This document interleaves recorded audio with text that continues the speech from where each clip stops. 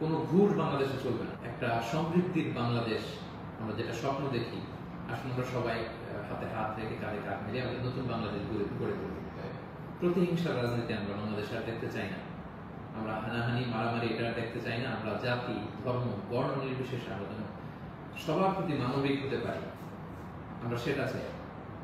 আমরা চাই মেরিটোক্রেসির ভিত্তিতে আমাদের দেশ চলবে। দেশের যতটি চাকরি দেওয়া হবে, পদায়ন হবে, যারা সচিব হবেন, যারা বিসিএস ক্যাডার হবেন, যারা সরকারি আমলা হবেন, প্রতিটা চাকরি যেন মেধার ভিত্তিতে হবে। Meritocracy should be the national policy of Bangladesh, our new Bangladesh, our new independent Bangladesh.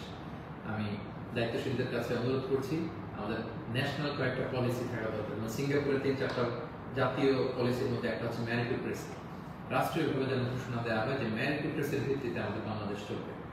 আমাদের বিচার বিভাগ সম্পূর্ণ স্বাধীনভাবে এখানে কেউ হস্তক্ষেপ করতে পারবে না।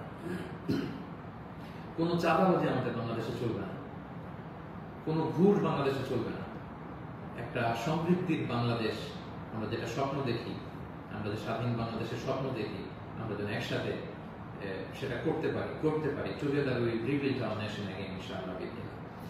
সম্মানিত সুধী, আমি এই আহ্বান জানিয়ে শেষ করব, কেউ আইন শৃঙ্খলা অবনতি ঘটাবেন না, সংঘাতে জড়াবেন না, আইন নিজের হাতে তুলে নেবেন না।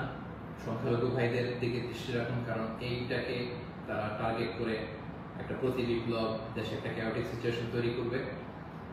এবং পুলিশ বাহিনী, সেনাবাহিনী, বিমান বাহিনী, র্যাব, আনসার, বিডিআর, প্রত্যেকটি বাহিনীকে আমি বলবো যে আপনাদের কাঁধে অনেক বড় দায়িত্ব। দেশের শান্তি শৃঙ্খলা, সিকিউরিটি, নিরাপত্তা নিশ্চিত করে এগুলো আপনাদের দায়িত্ব।